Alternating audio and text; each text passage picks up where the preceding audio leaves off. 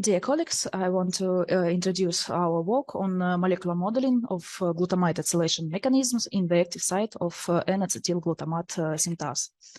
N-acetylglutamate syntheses are a family of enzymes that catalyze the reaction of N-acylation of glutamate, where acetyl coenzyme R is a donor of acetyl group.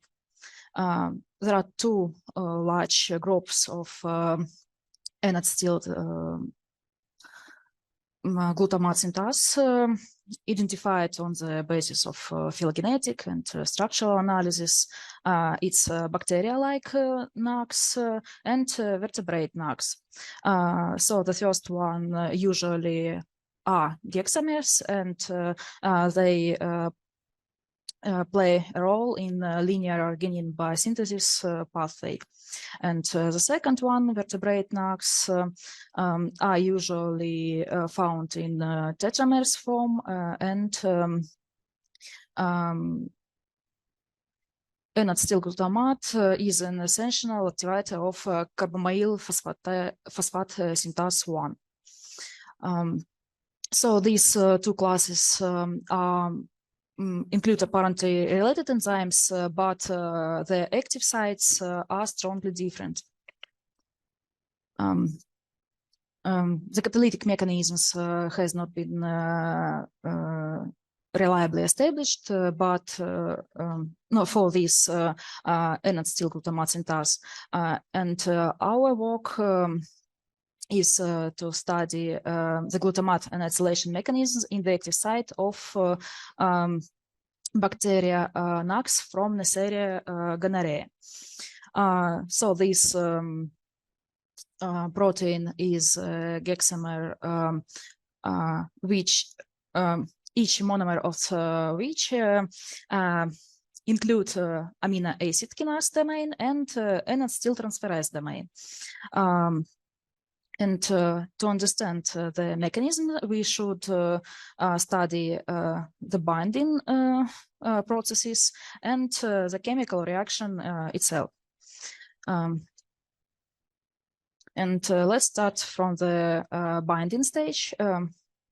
To study binding, we use classical molecular dynamics, and we identify the conserved binding site of acetyl coenzyme R in NAD domain, but we also found a unique binding site of acetyl coenzyme R in amino acid kinase domain of adjacent monomer. That's why the minimal modeling system should include not only the NAD domain, but the AAK domain of the adjacent monomers too. And we will use this minimal modeling system for study chemical reaction.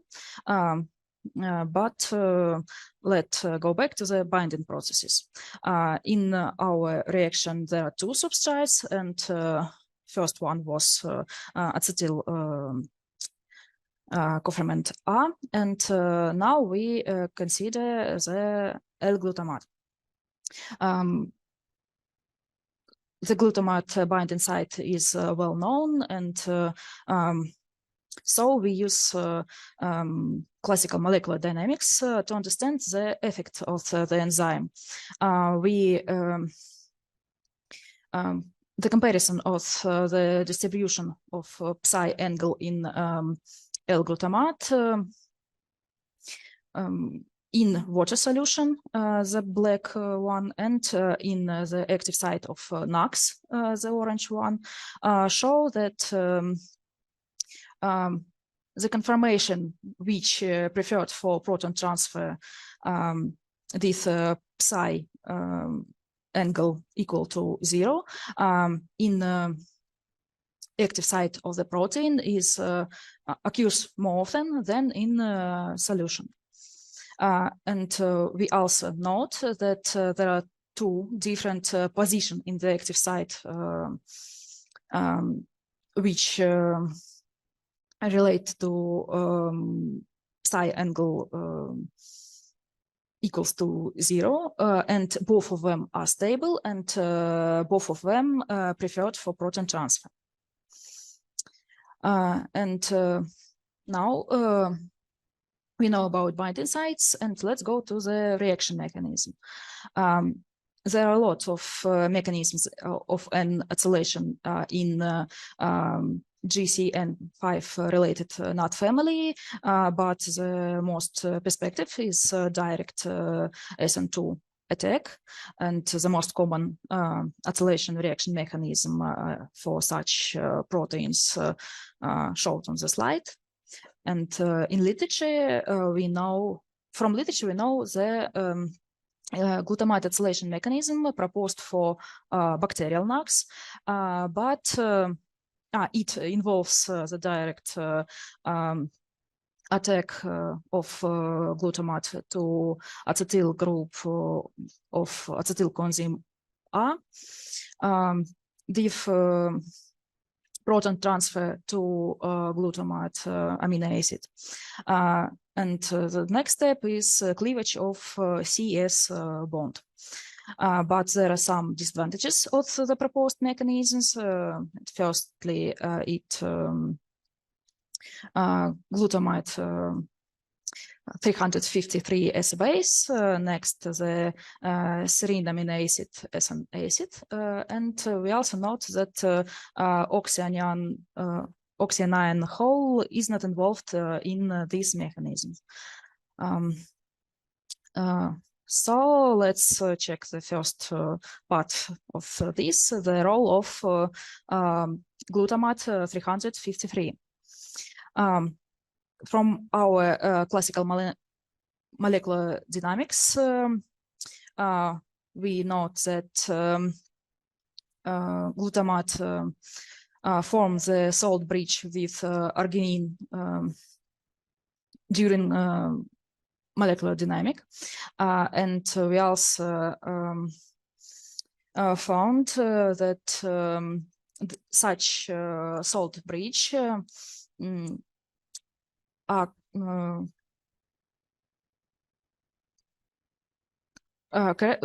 correct for different bacterial NACs. So our hypothesis is that glutamine stabilizes tertiary structure of the protein as a part of salt bridge and linked to the adjacent alpha helix. To confirm this assumption, we performed molecular dynamic simulation of the mutated form of enzyme. So the placement of glutamate to alanine destroyed the salt bridge. It caused the destruction of the tertiary structure, but the structure of beta sheet, which holds the oxyanion hole, preserved. So that's why this mutated form of NACs has catalytic activity. Another mutation, replacement of glutamate to aspartate, preserves the salt bridge, but it causes the destruction of tertiary structure too, because of the smaller length of the salt bridge. And also structure of beta sheet change, and it destroys the oxyanion hole. So the mutated form of NACs E353D showed no catalytic activity.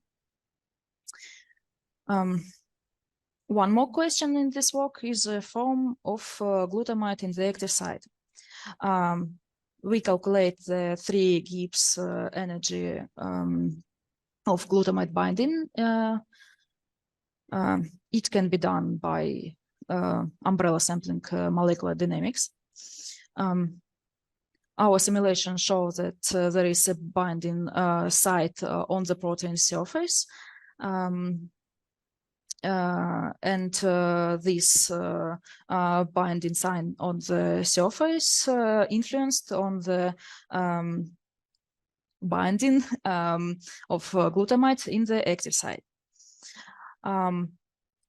Also, we see that the Gibbs energy of binding of the deprotonated form of glutamate is higher than that one for the protonated form.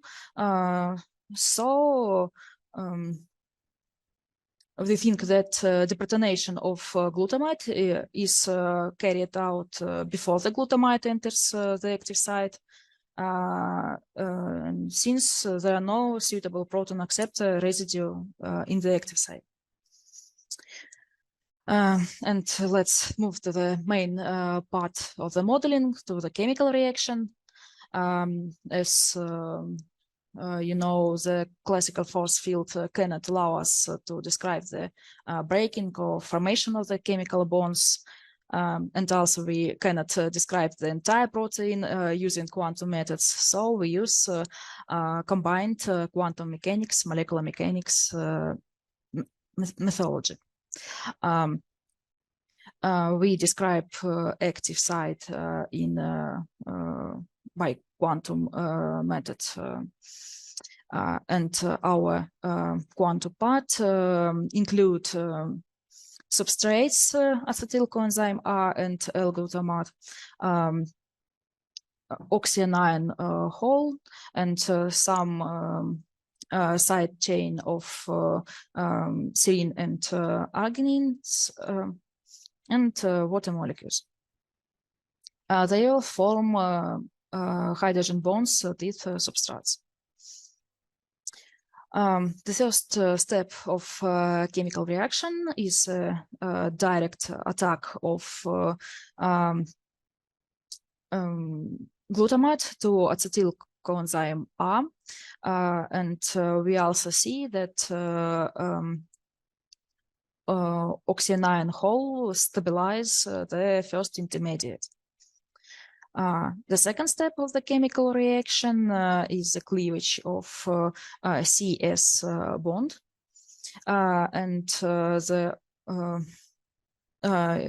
we see that this process is energy efficient, and the oxyanion hole is also stabilize not only the intermediate but the transition state too. And the last step of this reaction is the proton transfer, which is also stabilized by oxyanion hole. And as a result of this processes, we have the desired reaction products. The whole free energy profile shown on the slide, it is energy efficient and has rather small energy barriers.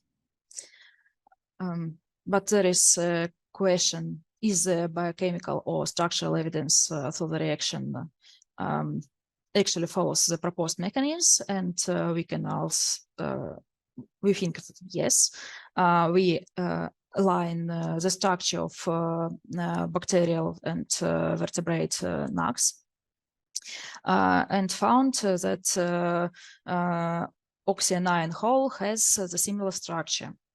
The evolution of the proteins, despite the significant change of protein structure, has retained an oxyanion hole, which is important for the catalytic process, what we show on the previous slide. And we hope that the conclusions about the reaction mechanisms in bacterial NACs can be extended to vertebrate NACs. conclusions shown on the slide. Thanks for your attention. Thank you very much. There are a couple of questions, and you can read, right? Mr. Shulga, it's a good work. Just curious, which software was used to visualize protein structures? The images are very appealing. Which software did you use for these structures? We use different program package. For classical molecular dynamics, we use NumPy package, and for molecular dynamics with QMMM potentials, we use NumPy package plus TerraChem package for the quantum part. And to calculate free Gibbs energy from the umbrella sampling method, we use weighted histogram analysis method and related program. So why you decide to use oxyanion hole when you mentioned it is considered to be not involved? That's another question by Yaroslav. Could you repeat the questions? Why you decide to use oxyanion hole when you mentioned it is considered to be not involved? Model it should be involved, and that proposed mechanisms which we found in the literature not using oxyanion hole, and we think that it's not good. Yeah. So we try to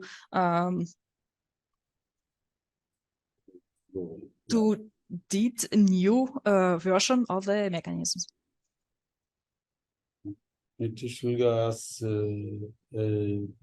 deprotonated form of NH2 group also well correspond to traditional view on the SN2 mechanism of acylation. Right. That's a comment. We also use the deprotonated form. So if there are no questions, I have a question that you were using 12 water molecules when you were QM part. Is it required to use so many water molecules, and in your subsequent models you have shown only 2 water molecules are actually in the mechanism? We use. Is there a reason why you use so many of them in your QM part? Because they form the hydrogen bond with carboxyl group, and with one with another, and the QM part in the did you QMM try to optimize the number of water molecules, whether they will have an impact on your results? Okay, so